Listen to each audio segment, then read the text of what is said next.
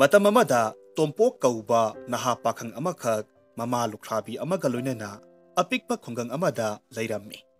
Tompok ki imungsi yamna lairaba imungni. Mama lukhrabi aduna angamba su nomduna mama masa makhoi anidu sara nongkhananaba honajai. Matamna asum hawkhibana tompok su pakhang masa pharakle. Nongma mama masadu makhoigi khangpoksangdugi sumang matonda khubak mukpakpa ingkhol macha amakhak leijaribaduda matamgi mana masing khara thajaribadu makhong somna amadi ising saina mama masa wari sanarammi. Mama na hai khangdreda lairaba aikhoigi punsise karamnabu hingadoribano. Nongmagi ahaldi sum usilai yum sisu napa lairingaidadi sahi khudingi kumgi nong laktringai yumthakki ise asum silambani. Napana hek laihidabadagi imungi sakhumgi mai mutanabu honharingai karimata hek samjin sajinba ngamdre. Thabal phaba numidangdadi imungse ahoba singsidagi phawjilakpa thabal mangalna pungan hek ngali.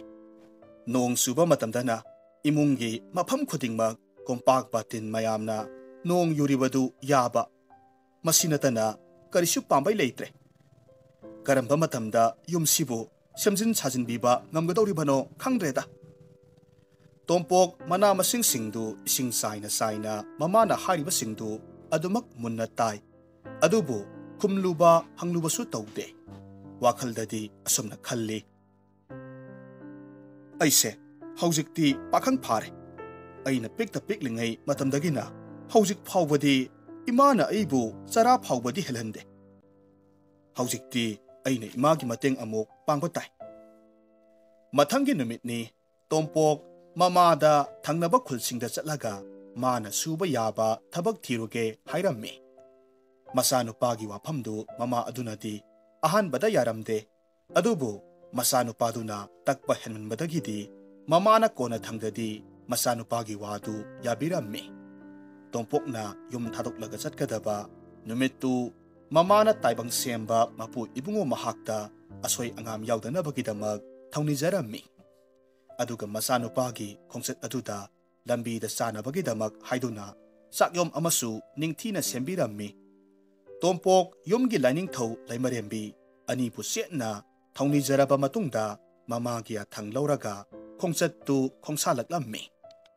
Leptana sumlakpana mahak umang amada yoksilaklammi. Hariba umangsi yoksilakpa kandadi numit tasilakle. Lamsang lakpagi waba amadi sak lambana mahak ahingdumadi mafam aduaida leklage khalammi. Maramaduna safagadaba mafam amakhak yenglammi. Ngaihak koina akoibadu asom yenglakpa kandadi u pambi achauba masa mareng yamna phanba u pambi amakhak hauba ure. Tompok ahingdumadi u pambi dugi mathakta yareklage khalammi. Lamlakki tamthiba sa kaising laklabasu masa kanjanaba haiduna u pambi aduda kakhre. U pambi adugi leibada nungaigadaba masa amakhak khallaga tonglammi.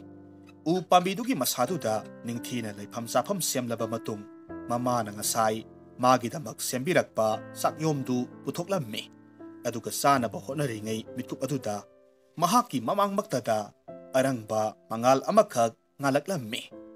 Ngaihakki matungda arangba mangaludagi kanga angauba ahumkhak paithoraklammi. Kanga ahum aduna laimaida hek kumtharakpagadi kanga ahumdu angauba phizol setpa usekum masa achauba ani panba lairemba ahumkhak onthoraklammi. Lairemba ahum adunasu tompokna u pambidugi masa amada tonglaga lairibadu urammi. Lairemba amana tompokta yenglaga hairammi. Hais masigi taibang miyoiba asidi aikhoibu ubagomna tawina. Taibang miyoiba kananasu aikhoibu uba phangdabani. Lairemba amana amuk makha taraklammi. O mahaksi puksial sengba minungsi leiba kanagisu saibi saitheng phangjiba miyoi amadi soidana oini. Asumna hainaraga lairemba ahumdu tompokna tongliba usadu tamna paikhalaklammi. Aduga lairemba amana hanglakhi. He taibang miyoiba numit tasilaklaba kan ꯃꯐꯝꯁꯤꯗ ꯆꯥꯎꯔꯕ ꯁꯥ ꯀꯩꯇꯅ ꯊꯜꯂꯕ ꯎꯃꯪꯁꯤꯗ ꯅꯄꯥꯡ ꯀꯅꯥꯁꯨ ꯌꯥꯎꯗꯅ ꯀꯔꯤꯒꯤꯗꯃꯛ ꯂꯥꯛꯂꯤꯕꯅꯣ? ꯇꯣꯝꯄꯣꯛ ꯂꯥꯏꯔꯦꯝꯕꯗꯨꯅ ꯍꯪꯂꯛꯂꯤꯕꯗꯨ ꯄꯥꯎꯈꯨꯝ ꯄꯤꯔꯛꯈꯤ꯫ ꯑꯩꯍꯥꯛ ꯌꯥꯝꯅ ꯂꯥꯏꯔꯕ ꯃꯤꯁꯛ ꯑꯃꯅꯤ꯫ ꯏꯃꯥ ꯂꯨꯈ꯭ꯔꯥꯕꯤ ꯑꯃꯒ ꯑꯩꯒ ꯈꯛ ꯂꯩꯖꯕꯅꯤ꯫ ꯑꯩꯅ ꯄꯤꯛꯂꯤꯉꯩ ꯃꯇꯝꯗꯗꯤ ꯑꯩꯒꯤ ꯏꯃꯥꯅ ꯑꯩꯕꯨ ꯆꯔꯥ ꯐꯥꯎꯕꯗꯤ ꯍꯦꯜꯍꯟꯗꯅ ꯌꯣꯛꯄꯤꯔꯛꯄꯅꯤ꯫ ꯑꯗꯨꯕꯨ ꯍꯧꯖꯤꯛꯇꯤ ꯑꯩꯁꯨ ꯄꯥꯈꯪ ꯃꯆꯥ ꯐꯥꯔꯛꯂꯦ꯫ ꯏꯃꯥꯒꯤ ꯃꯇꯦꯡ ꯄꯥꯡꯂꯒꯦ ꯈꯟꯕꯗꯒꯤ ꯊꯪꯅꯕ ꯈꯨꯜ ꯂꯩꯕꯥꯛꯁꯤꯡꯗ ꯆꯠꯂꯒ ꯑꯩꯅ ꯁꯨꯕ ꯌꯥꯕ ꯀꯔꯤ ꯊꯕꯛ ꯂꯩꯕꯒꯦ ꯊꯤꯔꯨꯒꯦ ꯍꯥꯏꯗꯨꯅ ꯂꯥꯛꯆꯕꯅꯤ꯫ ꯑꯗꯨꯕꯨ ꯃꯐꯝꯁꯤ ꯌꯧꯔꯛꯄ ꯀꯥꯟꯗꯗꯤ ꯅꯨꯃꯤꯠ ꯇꯥꯈꯤꯕꯗꯒꯤ ꯑꯍꯤꯡꯁꯤꯃꯗꯤ ꯃꯐꯝꯁꯤꯗ ꯌꯥꯔꯛꯂꯒꯦ ꯈꯟꯗꯨꯅ ꯂꯩꯖꯔꯝꯕꯅꯤ꯫ ꯇꯣꯝꯄꯣꯛꯀꯤ ꯋꯥꯐꯝꯁꯤꯡꯗꯨ ꯇꯥꯔꯕ ꯃꯇꯨꯡꯗ ꯂꯥꯏꯔꯦꯝꯕ ꯑꯃꯅ ꯑꯃꯨꯛ ꯍꯥꯏꯔꯛꯈꯤ꯫ ꯐꯔꯦ ꯐꯔꯦ, ꯅꯪꯒꯤ ꯋꯥꯗꯨꯅ ꯑꯁꯦꯡꯕ ꯑꯆꯨꯝꯕ ꯑꯣꯏꯕ ꯇꯥꯔꯒꯗꯤ ꯑꯩ ꯅꯪꯉꯣꯟꯗ ꯄꯣꯠꯁꯛ ꯑꯃꯈꯛ ꯄꯤꯒꯦ꯫ ꯃꯁꯤꯒꯤ ꯃꯇꯦꯡꯅ ꯅꯪꯒꯤ ꯂꯥꯏꯔꯕ ꯄꯨꯝꯅꯃꯛ ꯀꯣꯛꯄ ꯑꯣꯏꯖꯔꯣ꯫ ꯑꯁꯨꯝꯅ ꯍꯥꯏꯔꯒ ꯃꯥꯒꯤ ꯑꯉꯧꯕ ꯖꯣꯟ ꯖꯣꯟ ꯂꯥꯎꯕ ꯐꯤꯖꯣꯜꯗꯨꯒꯤ ꯈꯨꯗꯥꯡꯗꯒꯤ ꯎꯁꯥ ꯑꯃꯈꯛ ꯂꯧꯊꯣꯔꯛꯂꯝꯃꯤ꯫ ꯑꯗꯨꯒ ꯎꯁꯥꯗꯨ ꯇꯣꯝꯄꯣꯛꯇ ꯄꯤꯔꯒ ꯑꯃꯨꯛ ꯍꯥꯏꯔꯛꯈꯤ꯫ ꯃꯁꯦ ꯂꯧꯁꯤꯜꯂꯨ꯫ ꯃꯁꯤ ꯑꯆꯝꯕ ꯎꯁꯥ ꯅꯠꯇꯦ꯫ ꯅꯍꯥꯛꯅ ꯂꯩꯒꯗꯧꯔꯤꯕ ꯃꯐꯝꯗꯨꯒꯤ ꯂꯩꯃꯥꯏꯗ ꯎꯁꯥꯁꯦ ꯌꯨꯡꯁꯤꯜꯂꯨ꯫ ꯃꯇꯝꯗꯨꯗ ꯃꯐꯝ ꯑꯗꯨꯃꯛꯇꯗ ꯐꯖꯔꯕ ꯌꯨꯝ ꯑꯃꯈꯛ ꯊꯣꯔꯛꯀꯗꯧꯔꯤꯕꯅꯤ꯫ ꯌꯨꯝꯗꯨꯒꯤ ꯃꯅꯨꯡꯗ ꯃꯤꯑꯣꯏꯕꯅ ꯍꯤꯡꯕꯗ ꯅꯣꯡꯃꯒꯤ ꯆꯪꯗꯕ ꯌꯥꯗ꯭ꯔꯕ ꯄꯣꯠꯂꯝꯁꯤꯡꯁꯨ ꯑꯃꯠꯇ ꯋꯥꯠꯇꯅ ꯂꯩꯔꯝꯒꯗꯧꯔꯤꯕꯅꯤ꯫ ꯃꯁꯤꯅ ꯅꯃꯥ ꯅꯆꯥꯒꯤ ꯂꯥꯏꯕꯛ ꯂꯦꯞꯄ ꯉꯝꯕ ꯑꯣꯏꯖꯔꯣꯀꯣ꯫ ꯇꯣꯝꯄꯣꯛ ꯂꯥꯏꯔꯦꯝꯕꯗꯨꯅ ꯄꯤꯔꯛꯂꯤꯕ ꯎꯁꯥꯗꯨ ꯂꯧꯁꯤꯜꯂꯤ꯫ ꯑꯗꯨꯒ ꯂꯥꯏꯔꯦꯝꯕꯁꯤꯡꯗꯨꯗ ꯇꯧꯕꯤꯃꯜ ꯈꯪꯕ ꯎꯠꯂꯒ ꯊꯥꯒꯠ ꯋꯥꯍꯩ ꯀꯌꯥꯃꯔꯨꯝ ꯍꯥꯏꯔꯝꯃꯤ꯫ ꯂꯥꯏꯔꯦꯝꯕ ꯑꯃꯅ ꯑꯃꯨꯛ ꯃꯈꯥ ꯇꯥꯔꯛꯈꯤ꯫ ꯍꯦ ꯇꯥꯏꯕꯪ ꯃꯤꯑꯣꯏꯕ, ꯅꯍꯥꯛ ꯃꯐꯝꯁꯦ ꯊꯥꯗꯣꯛꯇꯨꯅ ꯆꯠꯈ꯭ꯔꯣ꯫ ꯃꯐꯝꯁꯤꯗꯤ ꯑꯩꯈꯣꯏꯒꯤ ꯂꯩꯐꯝꯅꯤ꯫ ꯇꯥꯏꯕꯪ ꯃꯤꯑꯣꯏꯕꯒ ꯑꯩꯈꯣꯏꯒ ꯀꯨꯏꯅ ꯇꯣꯠꯅ ꯇꯤꯟꯅꯔꯒ ꯂꯩꯕ, ꯋꯥꯔꯤ ꯁꯥꯔꯒ ꯂꯩꯕꯁꯦ ꯌꯥꯗꯦ꯫ ꯃꯔꯝ ꯑꯁꯤꯅ ꯍꯧꯖꯤꯛꯇꯤ ꯂꯥꯏꯋꯥ ꯆꯦꯟꯕ ꯎꯁꯥꯗꯨꯁꯨ ꯅꯪꯒꯤ ꯅꯐꯝꯗ ꯂꯩꯔꯕꯅꯤꯅ ꯅꯪꯒꯤ ꯁꯥꯐꯒꯗꯕ ꯃꯐꯝ ꯑꯃꯈꯛ ꯊꯤꯈ꯭ꯔꯣ꯫ ꯇꯣꯝꯄꯣꯛꯁꯨ ꯂꯥꯏꯔꯦꯝꯕꯁꯤꯡꯗꯨꯒꯤ ꯋꯥꯗꯨꯗ ꯍꯔꯥꯎꯅ ꯌꯥꯔꯝꯃꯤ꯫ ꯂꯥꯏꯔꯦꯝꯕꯁꯤꯡꯅ ꯄꯤꯔꯛꯄ ꯎꯁꯥꯗꯨ ꯄꯨꯔꯒ ꯃꯍꯥꯛ ꯃꯐꯝꯗꯨ ꯊꯥꯗꯣꯛꯂꯒ ꯂꯥꯛꯂꯦ꯫ ꯉꯥꯏꯍꯥꯛ ꯑꯁꯨꯝ ꯂꯥꯛꯂꯕ ꯃꯇꯨꯡꯗ ꯑꯀꯟꯕ ꯅꯣꯡꯂꯩ ꯅꯨꯡꯁꯤꯠ ꯑꯃꯈꯛ ꯁꯤꯜꯂꯛꯂꯝꯃꯤ꯫ ꯈꯪꯍꯧꯗꯅ ꯑꯈꯥꯛ ꯑꯔꯥꯎꯒ ꯂꯣꯏꯅꯅ ꯅꯣꯡꯁꯨ ꯌꯥꯝꯅ ꯀꯟꯅ ꯆꯨꯊꯔꯛꯂꯝꯃꯤ꯫ ꯅꯣꯡꯗꯨ ꯑꯁꯨꯝ ꯀꯟꯁꯤꯜꯂꯛꯄꯗꯨꯗ ꯃꯐꯝ ꯑꯗꯨꯋꯥꯏꯗ ꯎꯁꯥꯗꯨ ꯌꯨꯡꯁꯤꯜꯂꯒꯦ, ꯃꯥꯒꯤ ꯂꯩꯅꯅꯕ ꯌꯨꯝ ꯑꯃꯈꯛ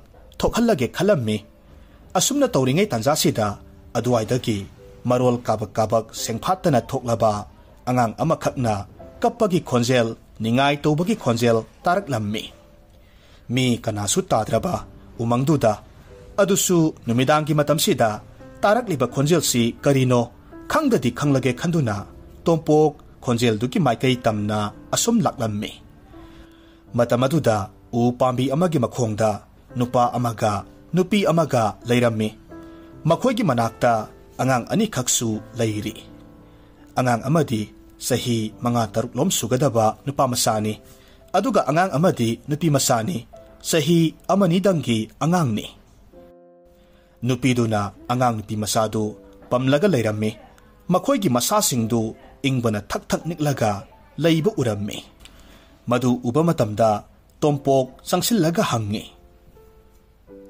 ꯀꯔꯤꯅꯣ ꯃꯍꯥꯁꯣꯏ? ꯑꯀꯟꯕ ꯅꯣꯡꯂꯩ ꯅꯨꯡꯁꯤꯠ ꯃꯔꯛꯁꯤꯗ ꯑꯄꯤꯛꯄ ꯑꯉꯥꯡꯁꯨ ꯌꯥꯎꯔꯤ꯫ ꯀꯔꯤ ꯇꯧꯕ ꯌꯥꯎꯔꯕꯒꯦ? ꯅꯨꯄꯥꯗꯨꯅ ꯌꯥꯝꯅ ꯅꯨꯡꯍꯤꯛꯅꯕ ꯈꯣꯟꯖꯦꯜꯗ ꯈꯨꯝꯂꯛꯂꯝꯃꯤ꯫ ꯃꯍꯥꯁꯣꯏ, ꯑꯩꯈꯣꯏ ꯎꯃꯪꯁꯤꯒꯤ ꯃꯅꯥꯛ ꯅꯛꯄ ꯈꯨꯜꯁꯤꯗꯒꯤꯅꯤ꯫ ꯉꯁꯤꯒꯤ ꯑꯀꯟꯕ ꯅꯣꯡꯂꯩ ꯅꯨꯡꯁꯤꯠ ꯑꯁꯤꯅ ꯑꯩꯈꯣꯏꯒꯤ ꯇꯨꯔꯣꯏ ꯉꯥꯝꯂꯣꯏ ꯇꯧꯔꯕ ꯈꯥꯡꯄꯣꯛꯁꯪꯗꯣ ꯍꯨꯝꯗꯣꯛꯄꯤꯈ꯭ꯔꯦ꯫ ꯑꯩꯈꯣꯏ ꯂꯩꯐꯝ ꯂꯩꯇꯕꯗꯒꯤ ꯎꯃꯪ ꯑꯁꯣꯝꯗ ꯈꯔ ꯁꯥꯐꯒꯗ꯭ꯔꯥ ꯈꯟꯕꯗꯒꯤ ꯎꯃꯪꯁꯤꯗ ꯌꯥꯔꯦꯛꯐꯝ ꯊꯤꯔꯛꯄꯅꯤ꯫ ꯇꯣꯝꯄꯣꯛ ꯅꯨꯄꯥꯗꯨꯒꯤ ꯋꯥꯐꯝꯁꯤꯡ ꯑꯃꯗꯤ ꯄꯤꯛꯂꯤꯕ ꯑꯉꯥꯡꯁꯤꯡꯗꯨꯒꯤ ꯈꯜꯂꯒ ꯅꯨꯡꯉꯥꯏꯇꯅ ꯍꯥꯏꯔꯛꯈꯤ꯫ ꯃꯍꯥꯁꯣꯏ, ꯐꯔꯦ, ꯑꯩ ꯃꯍꯥꯁꯣꯏꯒꯤ ꯃꯇꯦꯡ ꯄꯥꯡꯂꯒꯦ꯫ ꯌꯨꯝ ꯑꯃꯁꯨ ꯄꯤꯔꯒꯦ꯫ ꯑꯗꯨꯕꯨ ꯑꯍꯤꯡꯁꯤꯃꯇꯪꯗꯤ ꯑꯩ ꯌꯨꯝ ꯑꯗꯨꯗ ꯂꯩꯖꯒꯦ꯫ ꯅꯣꯡ ꯍꯦꯛ ꯉꯥꯟꯕꯒꯗꯤ ꯑꯩ ꯑꯃꯨꯛ ꯆꯠꯈꯤꯒꯦ꯫ ꯑꯁꯨꯝꯅ ꯍꯥꯏꯔꯒ ꯇꯣꯝꯄꯣꯛ ꯉꯁꯥꯏ ꯂꯥꯏꯔꯦꯝꯕꯁꯤꯡꯗꯨꯅ ꯄꯤꯔꯛꯈꯤꯕ ꯎꯁꯥꯗꯨ ꯂꯧꯊꯣꯛꯂꯝꯃꯤ꯫ ꯑꯗꯨꯒ ꯃꯐꯝ ꯑꯗꯨꯋꯥꯏꯗ ꯌꯨꯡꯁꯤꯜꯂꯝꯃꯤ꯫ ꯎꯁꯥꯗꯨ ꯂꯩꯃꯥꯏꯗ ꯍꯦꯛ ꯌꯨꯡꯁꯤꯟꯕꯒꯗꯤ ꯃꯐꯝ ꯑꯗꯨꯃꯛꯇꯗ ꯐꯖꯈ꯭ꯔꯕ piktak tauba yum amakak thoraklami. Mataw asum tawduna, tompok amadi matay manaw amadi pikliba masasingdu yamna nungay na ahingdumadi samin thakminarami awa nungay wari sanaraga pothana kre. Mathanggi numit ni tompok nong hek nganbagadi yumdu thadoklaga magi khongchattu makha chatnabagidamag sem saba haurammi. Tompok na adumna chatnabagidamag thaurang tawrakpaduda nupaduna hairakhi. Marup na aikhoigidamag matengsu yamna pangbire. Haujikti nongsu hangkre. Aikhoigi leifam aikhoi adumak thijaruge. Marupki laiwasya laba usase marupna adumak pubikro. Tompok nupadugi waduda nokphet tawna khummi. Marup, aigidi iyum leihori. Ima isa khaktani. Irai laina hingba ngamni. Adugisu mathakta aidi khongkhut tektribani. Suba nombasu ngamli. Marupkidi yumsu leitre. Apikpa angang singsiga posaksi aigi iphamda leibadagidi marupki mafhamda leibana henabu kanaganibo. Marupki punsidana hena mase maru oi. Aduna posaksi aina marupki mafhamda sinazarabani. Tompokki puksel sauba mataududa nupa adusu hainingai leitana taubimal khangba ulammi thagat wahi kaya marum hairammi. Mataw asumna tompok magi khongchattu makha tana lakpa amuk hauraklammi. Leptana asum lakpana amuksu numit tasilakle. Mahak ahing dumalek nabagidamak sapagadaba mafam amakhak akoibaduda koyeng yengi. Laptakna surung macha amakhak leiba ure. Ahing dumadi mahak surungdugi manungda yareklage khanduna surungdugi manak tamna laklammi. Surungdugi manung changlakpagadi nasai makai mahak leptana lakpagi wabana mahak potharage tumlage hek tawbagadi ngarangi matawgum magi mitmang maktada arangba mangaldu amuk phawraklammi. Ngaihakki matungda ngarang tawkhiba adugum sap manana arangba mangaldudagi ngarangi kanga angauba ahumdu amuk thoraklammi. Aduga tompokki mamang aduaida paitharaklammi. Lairemba ahumdu amuk olaklammi. Lairemba amana tompokna amuk mafhamduda lairambaduda ngakna hairakhi. Is ngarangi taibang miyoybadunine. Lairemba amana amuk hairammi. Ihe taibang miyoyba nahak aikhoigi tung ilaklibra. Amaduna amuk hanglatlammi. Aikhoina ngarang nanggi yum thoknanaba posaktu piraba phawbada nangna umangsida amuk lairamlibasibu karigino. Maduda tompokna ngarang mana usadu puraga chatkraba matungda thengnarakpa thokdoksing aduga mahakna laiwa sienba usadu pirambagi wafam pumnamak lairemba ahumduda tamlammi. Aduga makha tana hairakhi. Maramasina aihak thabak thiba aigi khongchatse makha tana amuk lakjaribani. Tompokki wafamdu munna taraba matungda lairemba amana amuk hairakhi. Ihe ontho ida nahakti karigi masak masasu khangdaba lamlanba amada puksiel chauba minungsi leiba karigi saruriba. Apangbasidi taw aikhoina nangonda adugumlaba matik magun leiraba posak ama amuk hanna piba ngamlaroi. Adubone se mase lausillo. Masi achamba pokham amadi natte. Masigi mapalna mi ama anigita natana mi kaya marumgi oktiba phawbagi oinadi sana thaknanaba ahau-ahauba mathel lokoi kaya marum thokhanba ngamgadawribani. Masigi mapaldagi saba thakpa wathaba imung amakhak oijaruroko. Lairemba amana amuk makha taraklammi. Phare adudi nang mafamse thadoklaga chatkro. Nanga ikhoiga kuina loinaraga leibase yade. Handak muksu tompok lairemba ahumduda thagat wahi kaya marum hairamlaba matung mafamdu thadoklaga lakle. Ahing dumadi mahak umangaduda adumak haukhre. Mathangi ayuktadi tompok mi taba khul amada yausilaklammi. Ayuk angan baduda yamna ahal oiraba hanuba amakhak sajik aphanba kokthong achauba amakhak makokta thongatlaga puba yamna wana lakpa thengnarammi. Tompokna ahaldugi manakta prap sangsilaklammi, ahalduda hairammi. Kura, karino asuk ahal oiraga, yumda isu isaga sanaraga laigadabasidabu, potharaga laigadabasida, asuk sauba sajik kothongsi puraga, lakpiribasibu karigino. Kura, ay mateng pangjagese. Kuragi yum phauba nasana pujaramge. Tompok ahaldugi sajik kothongdu mangonda thongatlammi, aduga ahalduga loinana ahaldugi mayum tamna lakminnarammi. Ahalduna hairaki. Sanupa, yamna nungaijare. Nahakna aigi mateng pangbibagidamag nanggi tunggi punsida aphabata oyu. Ahaldugi waduda tompok makataraklammi. Ado kura na asuk ahal oiraga awaba thabag suribasibu karigino. Kuragi mateng pangbinaba kanamata hek leitabaro. Tompoki waduda ahaldu yamna nungaitana kumlaklammi. Ibungo, kuragi ni haibada nandon asonbi amakak natana kanaso leitre. Aikoi ani kaktani hingzari base. Ahina asumna sajik kara panjaraga mase kulsigi sa sandi loiba. Sajik pan basat pada paraktaba singda kara yonjari bane. Masidagi panglakpasina nandon ga aikoi nigi saranong kanajari bane. Masi toklawadi ahal oiraba aikoi anidi sara helagani do. Ahal adugi wari aduda tompok yamna nungairamde. Ngarang lairemba singna mangonda pibirakiba pukhamdu ahalduda piraga hairaki. Kura, masigi pukhamse loksinbiyu. Masi asamba pukham natte. Masigi mapalna tho'u haiba asa athak pumnamag okri makhaidi thokan gadawribane. Mase nasana kura amadi indonda pijarabani. Masidagi ahauba mathel sing saraga kura amadi indon ana ek yaudana punsi nungsangna leiba oibiro. Tompoki wa aduda ahaldu yamna ngaklammi aduga hairakki. Ibungo, sidi nangini. Nangna aikhoibu nungsibiragadi sak sara ama hek pijaramu. Aduga nangi matik magun leiraba pukhamse nahak adum pujakho. Tompokna amok makha taraklammi. Kura, aidi panganchu kalli, suba nomba ngamliye. Kura di ahalsu oire. Masi kura ki nakta thambiro. Asumna hairaga tompok amadi ahal anidu pukhamdugi matengna hauraba mathel lukoi kayamarum thokhalammi. Aduga haungna saminnarammi. Matungda tompok makha tana magi thabak thibagi khongsattu amuk satharaklammi. Handak muksu leptana sumlakpana numit tasilaklammi. Tompok mana leiriba mapam aduaida u pambi achauba amagi makhongda surungumna hoba ahoba amakhak leiba urammi. Maduda ahingdumadi leirage khanbadagi u ahobadugi manungda sangsilaklammi. Aduga mahak potharammi. Tanja aduda nahan makhaigi matawgumna mapamduda lairemba ahumdu amuk thorakle.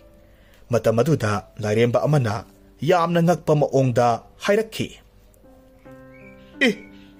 Nang mapamsida amuksu leiramliba. Nate, nang bungarang asa athak tho'o haibata thokpa ngamba pukham ama pikrabadaine. Aduga mapamsida amuk karigi leiramliba. Tompok ngasai mahakna asonba ahal thengnarakhiba amadi pukhamdu pirambagi wafamsingdu loinamak tamlammi. Tompoki wadu taruba matamda lairemba amana hairakki. Ihe, nahaksi othokpa mi haibaduni. Haujikpu aikoi nangonda kari pigadawribano. Lairembadugi waduda tompokna khommi. Nate, aingondadi karisu pidrabasu yai. Aingonda pibigadabagi saruk aingondagi hena pibam sadraba miyoi singduda pinabiyo. Lairemba amana amuk makha taraklammi. Pidaba yadene. Taibang miyoiba kananasu aikoiga asumna hekta thengnaba phangba natte. Adunane aikoiga thengnariba taibang miyoibaduda karigumba miyoibaduda kanajagadaba posak amadi pidaba yadabani. Lairemba amana khongup jura amakhak puthoraklammi aduga hairakki. Sese mase lausillo Masigi matengna nangna yauningba mafam khudingmak mitkupta yauba ngamgadoribani. Mataw asumna Tompok lairembasing aduna pirakpa khonguptu lawsilammi aduga thagat wahi kayamarum hairamlaga mafamdudagi adumak lakle. Khara chatlaba matungda Tompok khonguptu tongsillammi. Khonguptu hek tongsinbagadi mahak mamit usilli. Thangnaba laibak aduda yaunabagidamak mabukningda ninglammi. Adumna hek tawbagadi mitkup phade. Mana mamit pangthorakpa matamdadi Thangnaba laibaki kaithel asauba amada leplaga leiramledo. Kaithel adumaktada lam koiba lalon itik tauba laifam safam parak taba miyamgi mitungsang amakak leirammi. Tompok ahingdumadi mitungsang aduda leirage haina khalle. Maramaduna mahak mitungsang duki manungda sangsilaklammi. Tompoki ka aduda nupa amasu leirammi. Nupaduna tompokta hanglakhi. Ibungo, nahakti kadaydagino? Naming na kari kawi, karigidamak mapamsida lakpano. Nupadugi wahangduda tompok kumlaklammi. Iyamba, ay di thangnaba laybaktagini, ay gi iming na tompok kawi. Ay mapamsida tabak tiba laksabani. Iyamba di kari tabaki mapamsida. Nupaduna makataraklammi. Ay lamlam sing salaga lalon itiki tabak tawbani. Kuire, aigi yumda handribase, sahi mangaromdi suzilakle. Nong maninigi mamangsida, ay yum yawjaram gadabani. Adubo ngarang hanginong takibado, nong laynungsit kana tawkibado, maduna yum hanbayadabadagi, mapamsida pallaga layraklibani. Ngasidi swedanamak, numidangi sak hek tokpaga, ay pantabatawdana yum handabayade. Nupadugi watuda tompok na kummi. Iyamba, tenglaba ahingsida nungaygadrane. Nung sugadaba mali, hayeng ayuk anganbada hanbana paroidra. Nupado na kummi. Ay pantaba yadre. Ay gi pikliba sa nupado na, ay bu ngayraga leremgani. Nupado gi wapam aduda tompok na makatarammi. Adudi pare iyamba.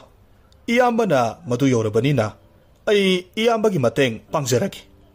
Asi hairaga mana tongliba khonguptu lawthoklammi aduga nupa aduda pirammi aduga hairakhi Iyamba masi lawsinbiyu khongupsi tonglaga iyambana yawningba pamliba mafamdo mit usilaga pukningda ningbiyu mitna kupada iyambana yawningliba mafamdu yawgadawribani Tompoki wafamduda nupa aduna hairakhi Inaw nate asuk magun leiraba potse karigidamak nayambada taray na hektamak piribano ay yananaba adum yumda hankige ay na masilawkrabadi inawdi karam tawni tompok na makatarakhi Iyamba ay gidi hauziki oinadi aduk athu akaidi leiteda Iyamba gidi yum yawdaba yadabani isa nupa na iyamba bu ngairaga leiramlaganido mase lawsinbiyu Nupadu tompoki aduk puksel sauba mataududa